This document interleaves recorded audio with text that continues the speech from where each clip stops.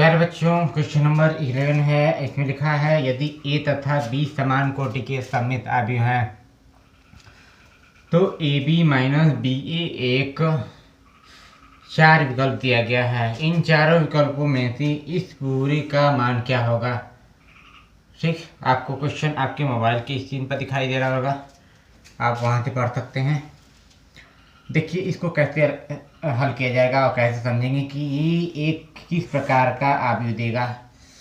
तो सबसे पहले ये समझिए कि यहाँ जो ए और बी नाम के एक समान कोटि का सममित अवयव है, तो इसका अर्थ क्या है।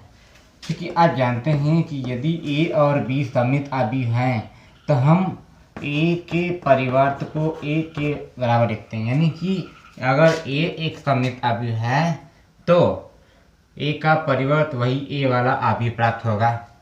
तो हम लिख सकते हैं कि चूंकि ए एक क्या है, ए तथा बी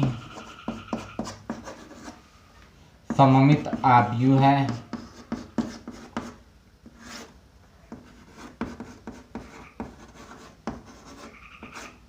सममित अवयव है, तो इसलिए हम लिख सकते हैं ए का परिवर्त बराबर ए तथा बी का परिवर्त बराबर बी। ये हमें परिणाम मिलता है सममित अवयव में। अब इसके आधार पर इस व्यंजक को लेकर देखते हैं कि इस व्यंजक का मान इनमें से कौन सा विकल्प देगा। ये जहाँ हमें प्रयोग करना होगा वहाँ प्रयोग करेंगे। ठीक, और अब इस व्यंजक के लिए सम देखते हैं A B minus B A, A B minus B A. हमने क्या किया, इस पूरे का परिवर्त निकाला। A B minus B A का ये जो ज्ञात है, इसका हमने क्या किया, पूरे का परिवर्त निकाला। तो आप जानते हैं एक प्रॉपर्टीज आप इस्तेमाल करते हैं गुणधर्म है, वो है यदि ए माइनस बी का परिवर्त ज्ञात किया जाए तो वह ए परिवर्त माइनस बी परिवर्त के बराबर होता है। और साथ में यदि ए बी का परिवर्त निकाला जाए तो वो किसके बराबर होगा, बी का परिवर्त और ए परिवर्त के गुणनफल के, यानी बी का परिवर्त इंटू ए का परिवर्त के बराबर होगा। ठीक, समझ आया।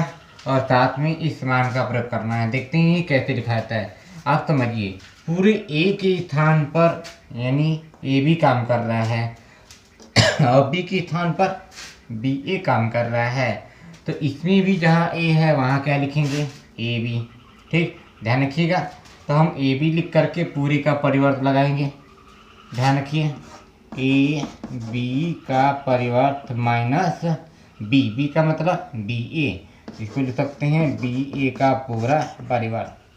ठीक, अब यहाँ से फिर दोबारा ए बी का परिवर्त का मतलब ए बी के परिवर्त को बी परिवर्त इंटू ए परिवर्त लिखा जाता है। तो क्या इसको फिर से दोबारा हम लिख सकते हैं ए बी का परिवर्त का मतलब बी का परिवर्त इंटू ए का परिवर्त माइनस उसी प्रकार से बी ए का पूरा परिवर्त बराबर अलग अलग, यानी इसको उल्टे क्रम में समझेंगे। तो बी ए है तो लिखेंगे ए परिवर्त इंटू बी परिवर्त। ठीक है, बिल्कुल आसान है। अब देखिए, अब आप b के परिवर्त के स्थान पर लिख सकते हैं, जैसे यहाँ पर मैंने लिखा है b के परिवर्त का मान b के बराबर है, तो आप इसको लिख सकते हैं b और a के परिवर्त के स्थान पर लिख सकते हैं a। इसी प्रकार से इसमें भी देखिए क्या करते हैं, यहाँ पर b के परिवर्त का मान है b तो लिख दिया b, a परिवर्त का मान है a माइनस फिर a परिवर्त का मान a है और b परिवर्त का मान b है, ये है। ठीक है, समझ आया। अब वैसे तो देखो पहला जो हमने ये वाला व्यंजक लिया था यही व्यंजक तो नहीं प्राप्त हो रहा है ना। अगर इतना प्राप्त करना है तो हमें क्या करना पड़ेगा, इसमें से माइनस कॉमन लेना पड़ेगा। देखो माइनस कॉमन लेते हैं। अब पहली बात इसको समझो, अगर इसका परिवर्त निकालने पर यही मिल जाता तो हम कहते कि ये जो पूरा मान देगा वो क्या देगा, सममित अवयव देगा। समझ आया।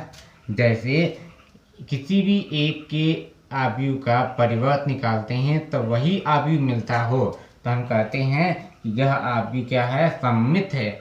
और यदि इस आव्यूह का परिवर्त ज्ञात करने पर माइनस ए मिलता हो, ठीक, अर्थात ए का परिवर्त निकालने पर माइनस ए के बराबर आता हो, तब हम कहते हैं कि वह ए वाला आव्यूह विषम सममित आव्यूह है।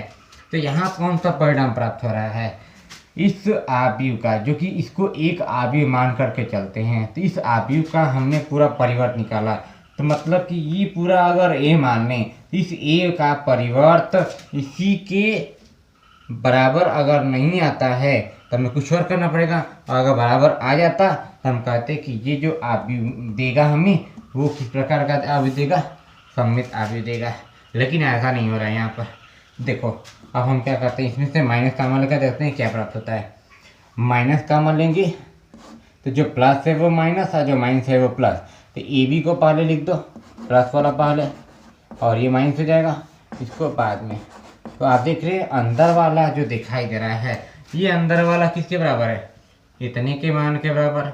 अर्थात अगर ये पूरा ए है तो इसका परिवर्त निकालने पर माइनस ए प्राप्त हो रहा है। इसका मतलब कि हम ये जानते हैं कि किसी भी आव्यूह के परिवर्त का मान माइनस ए के बराबर होता है तो क्या कहा जाता है, विषम सममित आव्यूह।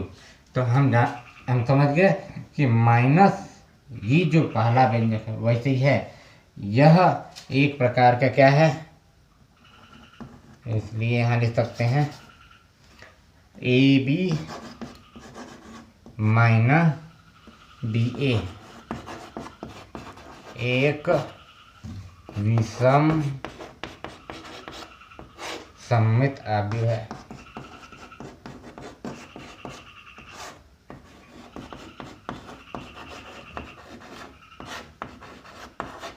समझ आ गया। इसका मतलब कौन सा विकल्प सही है, विकल्प नंबर ए सही है। ठीक है, बिल्कुल आसान है, ये रहा विकल्प नंबर ए का। ठीक, इस गुणधर्म का हमने प्रयोग करके लगाया, नोट कर लो।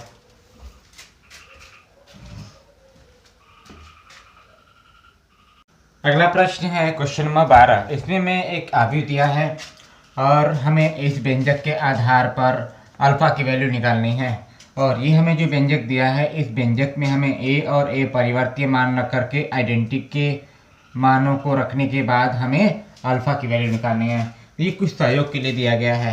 तो ध्यान रखिए बच्चों, ए का मान यहाँ रखने के बाद ए का परिवर्त इसमें रखेंगे, और जो आइडेंटिटी की वैल्यू लेंगे यानी आइडेंटिटी आव्यूह की जो कोटि लेंगे या आइडेंटिटी वाला आव्यूह लेंगे, वह इस ए आव्यूह की कोटि के बराबर होना चाहिए। ठीक है, तभी तो इन दोनों के पक्षों की तुलना कर सकते हैं। तो देखते हैं, व्यंजक लिखा है ए प्लस ए परिवर्त बराबर आइडेंटिटी। ए का मान यहाँ दिया है cos alpha minus sine alpha, sine alpha और कास अल्फा। अब इसका परिवर्त हमें इसमें जोड़ना है प्लस करके। ए परिवर्त का मतलब जो पंक्ति है उसको स्तंभ बनाना है, cos alpha minus sine alpha, sine alpha और ये कास अल्फा, और ये किसके बराबर रहेगा, इतनी ही कोटि के आइडेंटिटी यानी तत्समक आव्यूह के बराबर। तो इसको लिखेंगे 1001। अब इसको जोड़ दीजिए आप, कास अल्फा को कास अल्फा में जोड़ने पर आता है 2 कास अल्फा, फिर साइन अल्फा माइनस में है और प्लस करके साइन अल्फा, यानी कि दोनों जीरो हो जाएगा कट करके, साइन अल्फा और प्लस माइनस साइन अल्फा ये भी जीरो। कास अल्फा को कास अल्फा में जोड़िए 2 कास अल्फा, ये वैल्यू प्राप्त हुई बराबर आई यानी आइडेंटिटी का मान 1001। अब जानते हैं आप कि बराबर के दोनों पक्षों में यदि दोनों आव्यूहों की कोटियां बराबर हैं तो उनके संगत अवयव बराबर, अर्थात 2 कास अल्फा का मान 1 के बराबर यहाँ लिख सकते हैं। इसलिए 2 कास अल्फा बराबर 1, इसको हल करेंगे तो हमें मिलेगा कास अल्फा बराबर 1/2। अब कास अल्फा का मतलब 1/2 कितने डिग्री के लिए 1/2 होता है, तो आप जानते हैं कि कास के पद में कास 60 डिग्री का मान होता है 1/2, अर्थात रेडियन में इसको बोलेंगे 60 डिग्री को π/3। ये काश से काश का विलोपन हो जाएगा तो अल्फा की वैल्यू मिलेगी π/3। ये है आंसर अल्फा की वैल्यू। ठीक, बहुत ही आसान क्वेश्चन है। ये ध्यान रखिएगा कि इस काश को काश से विलुप्त तभी करते हैं जब यह π/3 इस काश के प्रांत के अंतर्गत आता है। तो आप जानते हैं काश का प्रांत क्या होता है, 0, इसके अंतर्गत आता है, इसलिए इसको हमने काश को काश से विलोपन करके अल्फा की वैल्यू लिख दिया। साथ में यहाँ पर भी दिया गया है 2 काश अल्फा, यानी 2 काश अल्फा भी इस 1 के बराबर होगा।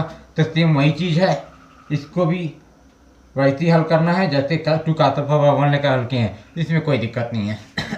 अगर ये कुछ और रहता तो इसको भी हल करके देखते, और इसको हल करने पर यहाँ काश अल्फा की वैल्यू कुछ और प्राप्त होती तो हम कह देते कि अल्फा का मान ज्ञात करना संभव नहीं है, लेकिन ऐसे यहाँ पर नहीं हो रहा है। इस प्रकार से हमें ये वैल्यू प्राप्त हुई अल्फा बराबर π/3। इसको सही से लिख देता हूँ, अल्फा बराबर π/3। ये आ गया आंसर। यानी कि इसमें विकल्प दिया है, इसमें विकल्प पहले में π/6 लिखा है, दूसरे में π/3, तीसरे में पाई और चौथे में 3π/2। इसमें विकल्प बी सही है, तो हम लिख सकते हैं विकल्प बी वाला करेक्ट है। ठीक है, इस प्रकार से ये आज की प्रश्नावली ये समाप्त होती है, और अगले लेक्चर में हम देखेंगे आव्यूह पर प्रारंभिक संख्याएं या आव्यूह रूपांतरण, जो कि बहुत ही महत्वपूर्ण है। तो इसको समझने के लिए हमें सारणी को भी हल करना पड़ता है, यानी कि इसी के आधार पर सारणी के भी मान ज्ञात किए जाते हैं, जिसमें सारणी में किसी भी आव्यूह या किसी भी सारणी का व्युत्क्रम निकालना या उसको कहा जाता है व्युत्क्रमणीय आव्यूह निकालना। ठीक है, तो उम्मीद करता हूँ आपको ये पूरी टॉपिक समझ में आया होगा, और आप इसका दोबारा फिर से रिवीजन जरूर करें। यदि आपको कोई समस्या है तो कमेंट सेक्शन में मिलकर जरूर बताएं। तो आज का यहीं समाप्त करते हैं। धन्यवाद।